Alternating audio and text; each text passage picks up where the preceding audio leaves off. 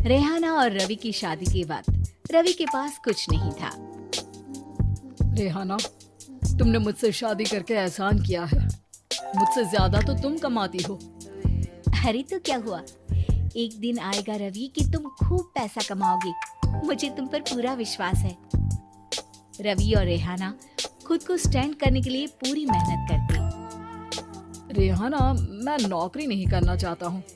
तो कोई बात नहीं, मैं नौकरी करके घर चलाती हूँ, तुम बिजनेस सेट करने की कोशिश करो। एक दिन। रेहाना, तुम जानती हो, मैंने जो विज्ञापन बनाने वाली कंपनी खोली थी ना, उसे बड़ी ब्रांड का ऑफर आया है। अब हम लोगों के दिन प्यारे न्यारे हो गए हैं। मैं जानती थी रवि कि एक दिन तुम सेटल हो जाओगे। रवि का काम अच्छा चल जाता है। एक दिन वो रेहाना से कहता है, रेहाना, अब हम लोगों का बच्चा भी हो गया है। बहुत छोटा है वो, उसका ख्याल कैसे रखेंगे हम? कैसे क्या, मैं गांव से माँ को लेकर आ जाती हूँ। नौकरी से हाफ डे ले लिया करूंगी। अभी तो वो छोटा है, स्कूल जाने तक मैं मैनेज कर लूंगी। देखो रेहाना, मैं अब अच्छा कमा रहा हूँ। तुमको नौकरी करके परेशान होने की कोई जरूरत नहीं है। अरे कैसी बात कर रहे हैं, मैं अपनी लगी लगाई नौकरी कैसे छोड़ दूं? और मैंने तो सुना है हम लोगों को कुछ ही महीनों में सरकारी नौकरी मिल जाएगी। सरकारी नौकरी में कितना कमा लोगी? उतने में तो मैं ड्राइवर रख लूंगा। रेहाना को रवि की बात का थोड़ा बुरा तो लगता है। कम से कम मेरी नौकरी की इतनी बेइज्जती मत करो। भूल गए, इसी नौकरी के बदौलत तुमने अपना बिजनेस खड़ा किया है। अरे वो तो मैं किसी के भरोसे भी कर लेता। देखो, अपने बच्चे को संभालो, घर का काम करो। अब बाहर जाती तुम अच्छी नहीं लगती हो। रेहाना रवि के कहने पर नौकरी तो छोड़ देती है, लेकिन अब बड़े से घर में उसकी कीमत किसी नौकर से कम नहीं होती। एक दिन रवि का दोस्त आता है। भाभी, हम लोग तो आपको तब से जानते हैं जब से आप लोग शादी होकर इस शहर में आए थे। आपकी बदौलत ही सारा बिजनेस खड़ा हुआ है। ये किस्मत तो आप ही की है भाभी। हाँ हाँ भाई, हमारी मेहनत तो कुछ है ही नहीं। अरे होगी, लेकिन भाभी की किस्मत के आगे कुछ नहीं। दोस्त वहाँ से चला जाता है, लेकिन रवि का गुस्सा 7वें आसमान में होता है। देखा कैसे बोल रहा था? अरे बिल्कुल अच्छा आदमी नहीं है ये। कैसी बात कर रहे हैं आप? प्रशांत भैया तो बहुत अच्छे इंसान है रवि। कैसे उन्होंने हमारे मुश्किल वक्त में हमारा साथ दिया था। अरे था पैसा तो साथ दिया, नहीं तो कौन पूछता है? रवि का व्यवहार पैसा आते ही अलग हो गया। वो बंदे को बंदा नहीं समझता। घमंड से घिरे रवि ने तो एक दिन हद ही कर दी। रेहाना, मैं अब तुम्हारे साथ नहीं रह सकता हूँ। क्या क्या बकवास कर रहे हो रवि? क्या कहना चाहते हो? और क्यों नहीं रह सकते तुम मेरे साथ? देखो, मुझे कोई और पसंद है और उसने साथ रहने पर बस यही शर्त रखी है कि मुझे तुम्हें तलाक देना होगा। रेहाना, जो कि एक स्वावलंबी महिला थी, उसने बिना देर किए रवि को कह दिया, कोई इश्यू नहीं, मुझे पैकिंग में 4 दिन का वक्त लगेगा, लेकिन तब तक मैं तुम्हारे साथ नहीं रहूंगी। 4 दिन के लिए तुम कहीं और शिफ्ट हो जाओ, मैं घर से निकलूंगी तो बता दूंगी। रवि घर छोड़कर चला जाता है। रेहाना को दुख होता है, वो रोती है, लेकिन व्यवहार से स्ट्रॉन्ग रेहाना को पति के वापस आने का और उसे सबक सिखाने का पूरा भरोसा था। फिर एक दिन, अरे शुशिका, कब शादी करोगी तुम मुझसे? यार, मैंने तो सोचा था तुम शादी से पहले मुझे विदेश लेकर जाओगे, महंगी कार दिलाओगे। अरे सब दिला दूंगा, लेकिन पहले मुझसे शादी तो कर लो। हाँ हाँ, क्यों नहीं।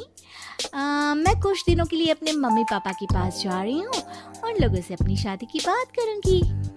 अरे शुशिका, कैसे रहूंगा मैं तुम्हारे बिना? अब तो शादी ही होने वाली है हम लोगों की। शुशिका रवि को छोड़कर चली जाती है। रवि घर आता है, जहाँ रेहाना को ना पाकर उसे सब अजीब लगता है। घर तो रेहाना के बिना कुछ नहीं है। बच्चे की याद भी आ रही है। चलो एक वीडियो कॉल कर लेता हूँ। रवि रेहाना को वीडियो कॉल करता है, लेकिन रेहाना फोन नहीं उठाती। रात को सोते वक्त मन कर रहा है मुन्ने को चलो कोई ना, शुशिका से शादी के बाद मेरे और भी बच्चे होंगे। अगले दिन रवि ऑफिस जाता है, जहाँ टीना खड़ी होती है। सर, आपने अपने नए ऐड के लिए मॉडल की रिक्वायरमेंट डाली थी ना, मैं उसी के लिए आई हूँ। रवि टीना को देखकर खुश हो जाता है। अब शादी हो गई है तुम्हारी? नहीं सर, बस अच्छा सा हैंडसम और अमीर लड़का देख रहे हैं मेरे मम्मी पापा।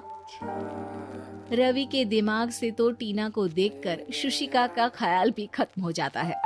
अरे यार, ये लड़की मिल जाए कितनी सुंदर है। शुशिका तो इसके आगे कुछ नहीं है।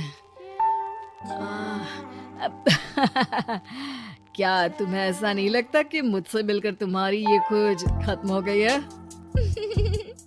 आप तो 2 बच्चों की पापा लग रहे हैं। अरे नहीं नहीं, मेरी शादी तो हुई थी, लेकिन बीवी को किसी और से प्यार था, मुझे छोड़कर चली गई। खैर, टीना की दोस्ती रवि से हो जाती है, लेकिन 1 महीने बाद शुशिका रवि के पास वापस आती है। मेरे मम्मी पापा तुमसे मिलना चाहते हैं, लेकिन उन लोगों को ये मत बताना कि तुम पहले से शादीशुदा हो, और हाँ, शादी से पहले अपनी सारी प्रॉपर्टी तुमको मेरे नाम करनी होगी। अरे पागल, अब मैं तुमसे शादी ही नहीं करना चाहता। भला ऐसी लालची औरत से कौन शादी करेगा? तभी वहाँ टीना आ जाती है। रवि, ये पागल सी औरत कौन है? देखो, तुमने ही कह दिया ना पागल, तो पागल ही है। पता नहीं कौन है, कह रही है शादी कर लो, लेकिन शादी से पहले अपनी सारी प्रॉपर्टी मेरे नाम कर दो। बोल तो सही रही है। वैसे तुम जानती हो, मेरी एक सहेली है, उसके पति ने उसे पैसा आते ही छोड़ दिया, जबकि उसको खड़ा करने वाली ही मेरी सहेली थी। और मुझे भी भरोसा नहीं है, अगर मैं भी तुमसे शादी करूंगी तो तभी जब तुम मेरे नाम अपनी सारी प्रॉपर्टी कर दोगे। अरे हाँ हाँ, क्यों नहीं, बिल्कुल कर दूंगा।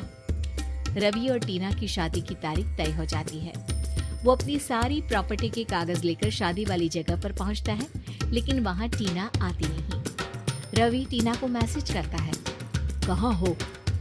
सॉरी, मैं तुमसे शादी नहीं कर सकती, मुझे तुमसे भी ज्यादा पैसे वाला मिल गया।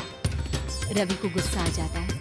वो गुस्से से सारा डेकोरेशन तोड़ रहा होता है कि वहाँ रेहाना आ जाती है। सर, क्या हो गया? क्या डेकोरेशन पसंद नहीं आई आपको? तुम यहाँ क्या कर रही हो? मैं यहाँ की डेकोरेटर हूँ। क्या आपको पसंद नहीं आई यहाँ की सजावट? रवि दौड़कर रेहाना के गले लग जाता है। मुझे माफ कर दो रेहाना। रवि रेहाना के गले लग जाता है और रेहाना टीना को थैंक्स का मैसेज करती है।